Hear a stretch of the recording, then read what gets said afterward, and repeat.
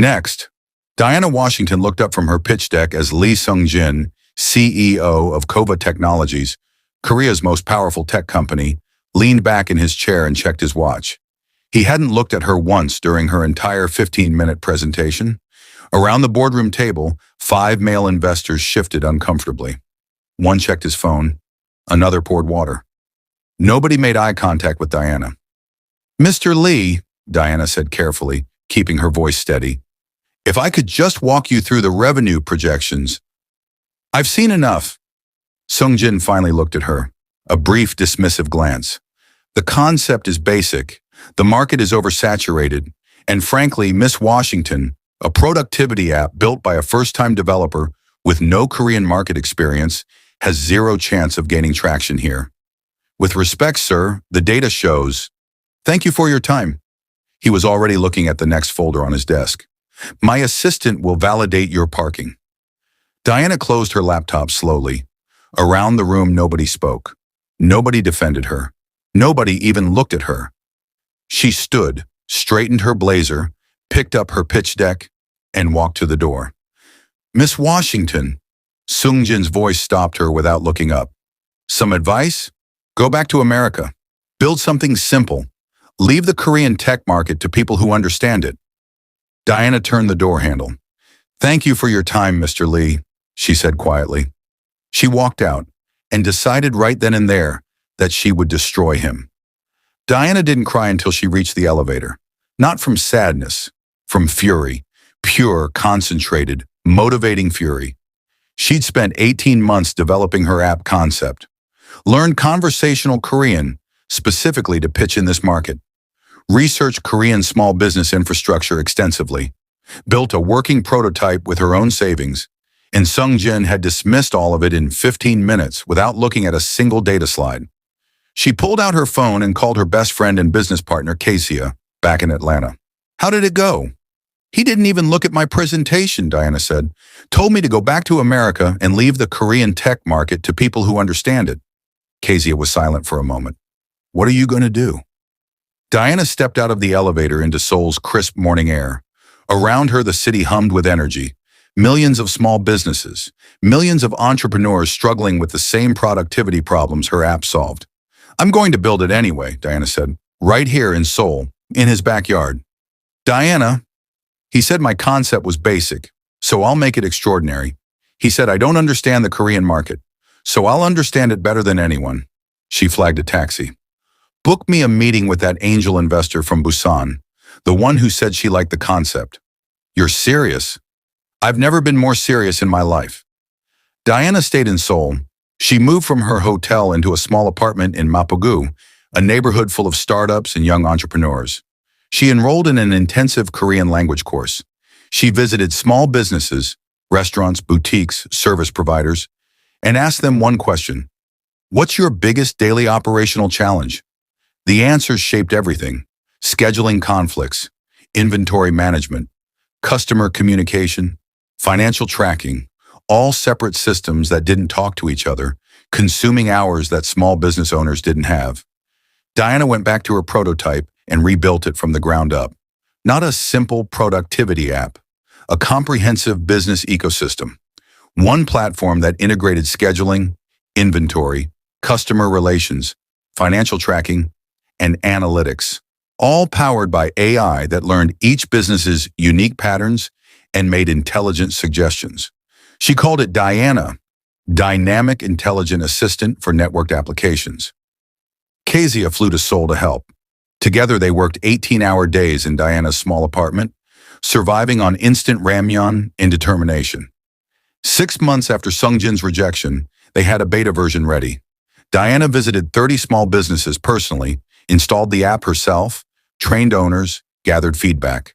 She refined it weekly, sometimes daily.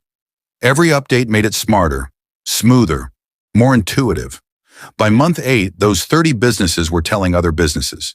Diana hadn't spent a single dollar on marketing. She didn't need to. Word spread faster than Diana anticipated.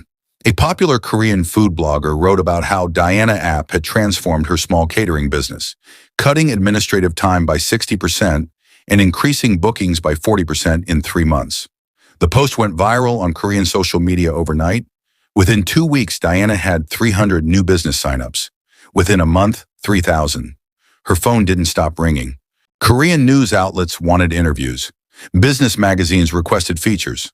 Other startup founders wanted meetings. Diana handled everything methodically, professionally, without losing focus on what mattered, making the app better. Meanwhile, she kept quiet about Kova Technologies and Lee Sung-jin's rejection. She never mentioned it in interviews, never referenced it publicly. She simply talked about her product, her vision, and her belief in Korean small business owners. But she was watching Sung-jin carefully. Kova Technologies had their own business management platform called Kova Pro. It had been the market leader for 3 years. Expensive, complicated, designed primarily for large corporations. Small businesses couldn't afford it or navigate it. Diana's app was affordable, intuitive, and specifically designed for small businesses. She wasn't just entering the market. She was taking Sung-jin's most vulnerable customer segment, and he hadn't even noticed yet. Lee Sung-jin noticed at month 10. His head of market research dropped a report on his desk that made his coffee go cold. Diana app, his researcher explained, launched 8 months ago by an American developer named Diana Washington, currently at 1.2 million users. Growth rate of 40% month over month. Small business segment. Exactly the market we've been trying to crack with Kova Pro. Sung-jin stared at the report. Washington. The name triggered something. Diana Washington. You know her? He remembered, briefly. A woman with a pitch deck. American. The one he dismissed in under 15 minutes.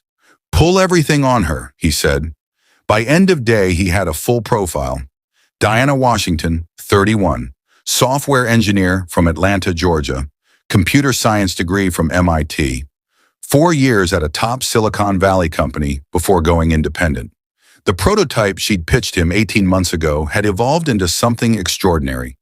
His own team's analysis was damning. Diana app was faster, cheaper, more intuitive, and more comprehensive than Kova Pro for small businesses. It was doing everything they'd tried and failed to do for 3 years. How did we miss this? Sung-jin asked. His team was silent. He already knew the answer. He'd missed it because he'd dismissed it. Dismissed her. In 15 minutes without looking at a single slide. His jaw tightened. Get me a meeting with her. Diana was in a product review meeting when her assistant knocked and entered. Sorry to interrupt. There's a call from Kova Technologies, Lee Sung-jin's office, requesting a meeting with you personally. The room went quiet. Everyone knew Kova. Everyone knew Sung-jin. Diana looked at her assistant without expression. Tell them I'm unavailable this week. Her assistant hesitated. They said Mr. Lee is personally requesting. This week, Diana repeated calmly. And next week. My schedule is full. When the meeting ended and the room cleared, Kezia closed the door and raised an eyebrow. He called. He called, Diana confirmed. What are you going to do? Make him wait. Diana pulled up the latest user metrics on her laptop.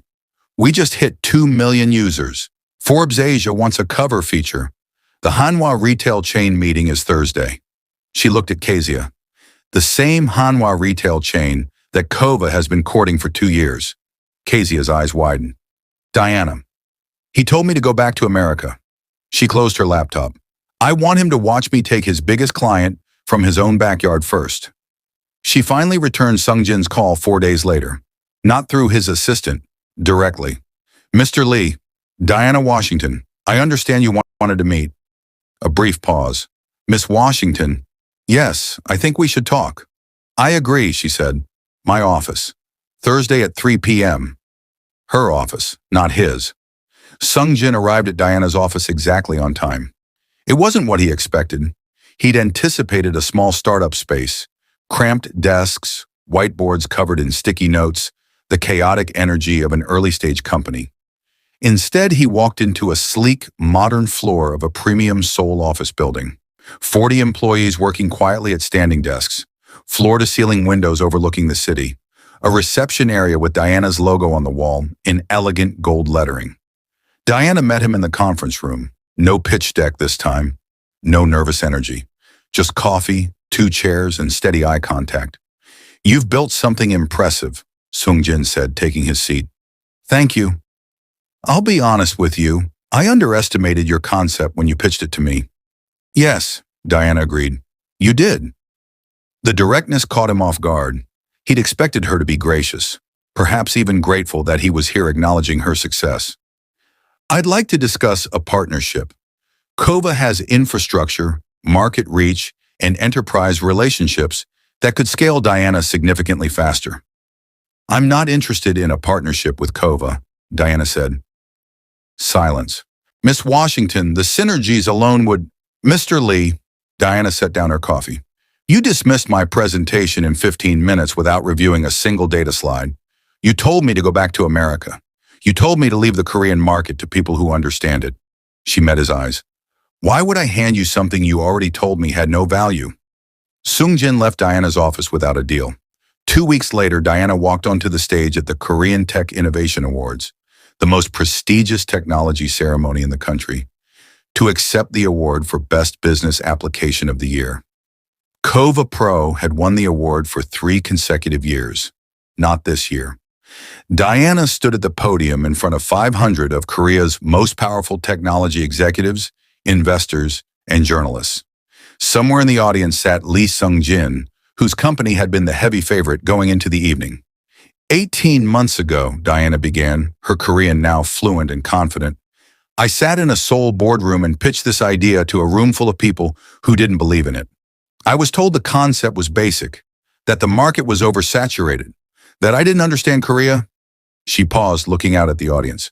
Tonight, 2 million Korean small business owners are using Diana app. Tonight, I'm standing here accepting this award. And tonight, I want to say to every entrepreneur who's ever been dismissed, overlooked, or told to go home. She held up the award. Build it anyway. The room erupted in applause. In the third row, Lee Sung-jin clapped slowly, his expression unreadable. But his head of market research leaned over and whispered, Sir, Hanwha just signed with Diana. Exclusively. 5-year contract. Sung-jin closed his eyes briefly. She'd taken everything. The call came the morning after the awards ceremony. Diana was eating breakfast when her phone rang. Sung-jin, direct line. Congratulations on the award, he said. Thank you. And Hanwha, that was impressive. Diana said nothing. I want to make you an offer, Sung-jin continued. Kova Technologies would like to acquire Diana app. $300 million, full acquisition, you'd lead the division, maintain creative control, and... No. Silence. Miss Washington, $300 million is not for sale, Mr. Lee. Every company has a price. Mine doesn't. Diana set down her fork. I didn't build Diana to sell it to the man who told me it was worthless. I built it to prove that it wasn't. That proof is complete. The answer is no. 400 million. No. Miss Washington, Mr. Lee. Diana's voice was firm but calm. Diana is not a product to me. It's 2 million small business owners who trust us with their livelihoods. It's 40 employees who believed in this vision when nobody else did. It's 18 months of work that you dismissed in 15 minutes. She paused. No amount of money changes that. Diana is not for sale. Not to you. Not to anyone. She ended the call. Kezia appeared in the kitchen doorway. Was that 400 million? Diana said, picking up her fork again. Kezia's mouth fell open. Diana, not for sale. She smiled. We have work to do. 6 months later, Diana stood backstage at Seoul's most prestigious annual technology conference, Korea Tech Summit, adjusting her microphone. The same conference where Lee Sung-jin had delivered the keynote address for 5 consecutive years. This year, the organizers had chosen Diana. Her assistant appeared beside her. 5 minutes, Ms. Washington. Full house, 1,200 attendees. Thank you. Also, her assistant hesitated. Mr. Lee is in the front row. Diana nodded calmly. Good. She thought about the woman who'd walked out of that boardroom 18 months ago, burning with fury and determination. The woman who'd rebuilt her prototype in a small apartment, surviving on ramyun. The woman who'd personally installed her app in 30 small businesses because nobody else believed yet. That woman had built something extraordinary, not for revenge, not for validation, For the 2 million business owners whose lives were genuinely better because of what she'd created. The revenge was just a bonus. Ms. Washington, it's time. Diana walked onto the stage to a standing ovation. The lights were bright. The room was electric. She found Sung-jin in the front row. He met her eyes and nodded once. A small, genuine acknowledgement of everything she'd accomplished. She nodded back. Then she turned to the microphone. Good morning, Seoul. My name is Diana Washington. 18 months ago, someone told me to go back to America. She smiled. I'd like to thank him for the motivation. The room erupted. The moral lesson of this story is that rejection is not the end of your story. It's the beginning of your greatest chapter.